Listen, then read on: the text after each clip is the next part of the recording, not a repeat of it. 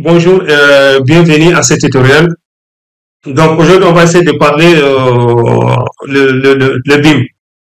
Donc je pense que la première question qu'on se pose d'abord, c'est quoi le BIM? Donc dans ce tutoriel, on va essayer de donner les différentes définitions qu'on a qu'on a définies pour le mot BIM. Donc on va essayer de parler un peu c'est quoi en globalité le BIM, ça sert à quoi? Voilà, qu'est-ce qu'il faut maintenant pour mettre le BIM en place? Donc on se dit à tout de suite après les génériques.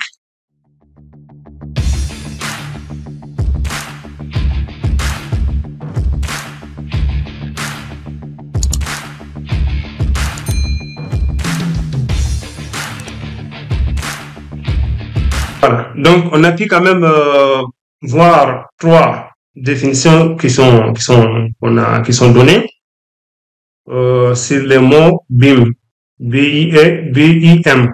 Donc, donc la première, c'est Building Information Model. Donc, ce qui veut dire que c'est la modèle des informations du bâtiment. Donc, ce qui veut dire que c'est comme si maintenant on a construit un bâtiment virtuellement avec toutes les informations. Maintenant, par exemple, si c'est un bâtiment, donc si c'est un autre ouvrage maintenant, c'est la même chose. Ce qui veut dire que on a fait la modélisation, c'est un modèle qu'on a fait, un modèle de présentation, ça peut être quelque chose de 3D, ça peut être juste des informations essentielles. Il y a quelque chose qu'on a donné comme modèle avec toutes les informations. Donc, la deuxième, c'est Building Information Modeling. Donc, ce qui veut dire que c'est la modélisation des informations du bâtiment. Ici, surtout le mot BIM ici, il est beaucoup lié au bâtiment. Donc, ben là, il est beaucoup lié au bâtiment. Donc, ce qui veut dire que maintenant ici, c'est la même chose. Hein? Donc, c'est la même chose. Ce qui veut dire qu'il y a les informations qui sont là. Ces informations-là, on les a modélisées. C'est un élément qu'on a modélisé. Par exemple, si on prend un exemple comme par exemple une porte, avec toutes ces informations, voilà, nécessaires voilà, à sa mise en place, par exemple.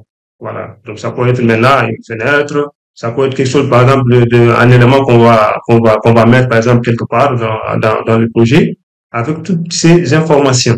Voilà. Donc, la troisième définition, c'est Building Information Management, ce qui veut dire que c'est la gestion des informations, c'est la gestion des informations du bâtiment.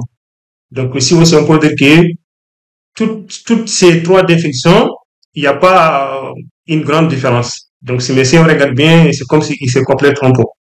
Donc en conclusion maintenant, on peut dire maintenant, BIM c'est un système collaboratif, c'est un système de travail collaboratif entre les acteurs du projet autour, par exemple, du maquette. Donc, on vient de parler maintenant maquette. Donc, ce qui veut dire que si on parle de maquette, juste une maquette numérique, c'est pas le BIM. Par exemple, moi, je peux faire une maquette numérique. Maquette numérique, c'est-à-dire que c'est un élément que je modélise et je mets aussi des informations dedans. Mais ce n'est pas dire que je suis en train de faire BIM. Donc, BIM aussi, je pense que c'est autre chose. Donc maintenant, je pense que pour faire le BIM maintenant, donc on aura plusieurs maquettes. Il y a plusieurs maquettes, par exemple, les maquettes de l'architecte, les maquettes de l'ingénieur, les maquettes du plombier, les maquettes de l'électricien, autres et autres. Voilà. Maintenant, c'est avec tout ça maintenant que les trois éléments, ou bien les trois composants du BIM, qui est le BIM modulaire. Il y a le BIM modulaire, il y a le BIM coordinateur, il y a le BIM management. Donc, parfois même, on peut voir là une seule personne, hein. Donc, une seule personne maintenant qui est à la fois modulaire, à la fois coordinateur, à la fois management. Donc, même un management pour être modulaire. Tandis que la troisième position devait quand même savoir certaines choses, parce qu'il devait quand même connaître un peu de tout. Parce que c'est celui au moins qui coordonne au moins, ou c'est celui qui fait la synthèse des choses, des maquettes. Voilà. Donc, on peut pas être, par exemple, parce que je pense que, de mon point de vue, on peut pas être, par exemple, un bon coordinateur, un coordinateur BIM ou un management BIM si on ne maîtrise pas aussi un peu les logiciels. Surtout, par exemple, dans le domaine architecture, dans le domaine ingénierie, Donc, pour avoir, au moins avoir de, genre, cohérence dans le modèle, la modèle finale, la maquette finale du BIM, il faut, il faut, il faut quand même, je pense qu'il faut au moins minimum savoir au moins un peu partout dans l'ensemble des domaines qui interviennent au niveau du BIM. Voilà. Maintenant, la question qui se pose maintenant, est-ce que le BIM est-ce que le BIM, ou, par exemple, qu'on fait par exemple en France ou en Allemagne, est-ce que c'est le même BIM qu'on devrait faire par exemple au niveau de nos pays, par exemple au niveau du Sénégal ici, par exemple, ou la Mauritanie? Je pense que pour moi, je pense que c'est non. Donc, on n'a pas les mêmes besoins, on n'a pas les mêmes besoins, on n'a pas les mêmes environnements. Donc, je pense que dans les projets au niveau de l'Europe, donc, il y a beaucoup de choses qu'on fait là-bas qu'on ne fait pas ici, par exemple. Ici, par exemple, si on fait la construction, il y a beaucoup de choses qu'on met pas. Donc, si on vous demande, par exemple, de faire une maquette, ou bien de faire dans votre projet d'appliquer, par exemple, le processus BIM, je pense maintenant, vous allez juste essayer de faire par rapport à vos besoins. Donc, vous n'êtes pas, par exemple, obligé de mettre certaines informations donc qui ne seront pas vraiment nécessaires parce que ça va juste compliquer la tâche et la compréhension vraiment de votre maquette. Voilà. Donc je pense il y a plusieurs choses, hein. On peut pas parler de tout. Donc il y a plusieurs au niveau du BIM aussi, il y a les nouveaux, il y a même des nouveaux détails. Par exemple, aujourd'hui, je peux faire par exemple une maquette pour quelqu'un. Donc c'est par rapport maintenant le niveau de détail qui est demandé par rapport à ça, par rapport au client. Donc, je pense que maintenant, c'est par rapport à ça maintenant qu'on va essayer de définir, on va essayer de modéliser l'élément et de mettre les informations nécessaires. Voilà. Maintenant, au fur et à mesure que le projet avance, les maquettes avancent, peut-être qu'on va améliorer ces informations au fur et à mesure en les mettant à jour. Voilà. Maintenant, je vais essayer de vous montrer un fichier, un peu que j'ai vu quelque part, je pense que c'est LinkedIn. Je vais essayer de vous montrer ça. Ici, je vais d'abord partager ça pour pouvoir. Voilà. Par exemple, ici, si on regarde, on voit qu'ici, il y a un fichier, par exemple, qui regroupe presque, qui est au moins fait un peu le résumé du BIM. Voilà, quelles sont les dimensions du BIM. On voit ici, on a plusieurs dimensions.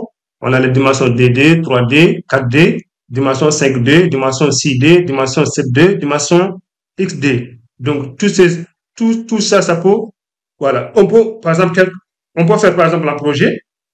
Le projet pour se limiter juste dimension 4D. Un autre projet peut se limiter juste à 5D. Un autre projet peut se limiter juste à 6D. Voilà. À chaque fois, vous n'êtes pas, par exemple, nous ne sommes pas obligés, par exemple, de faire tout ça. Voilà. Donc ici, si on parle de DD, utiliser les données DD extraites du modèle 3D pour gérer des plans, par exemple, les plans qui sont nécessaires, par exemple, sur les chantiers, par exemple. Donc la maquette de dimension 3D, on a la maquette numérique du projet, la modélisation 3D même des éléments, en créant des maquettes numériques. Donc 4D, on commence maintenant à rentrer la planification temporelle. Donc la réalisation même des éléments par rapport au temps. On va venir aux dimensions 5D, on commence à le coût, par exemple, ce qui veut dire que l'évaluation et évolution du coût par rapport au progrès du projet. Voilà. 6D, l'aspect de l'environnement. Donc, par exemple, ce que je disais, l'environnement au niveau, par exemple, par exemple, au niveau de la France, c'est pas la même chose au niveau au niveau du Sénégal. Donc, par exemple, on peut pas dire, par exemple, quelqu'un ne peut pas dire, par exemple, moi, je vais faire le BIM qu'on m'a enseigné, par exemple, à une formation en France au niveau du Sénégal. Donc, ça va être très, très compliqué. Donc, souvent, on met beaucoup de théories, donc on parle beaucoup. Donc, parfois même, nous-mêmes, on n'arrive même plus même à comprendre c'est quoi même le BIM. Donc, on attend seulement BIM, BIM, mais parfois même, tellement il y a trop de théories. Donc, on essaie vraiment de faire la même chose que les autres ont fait.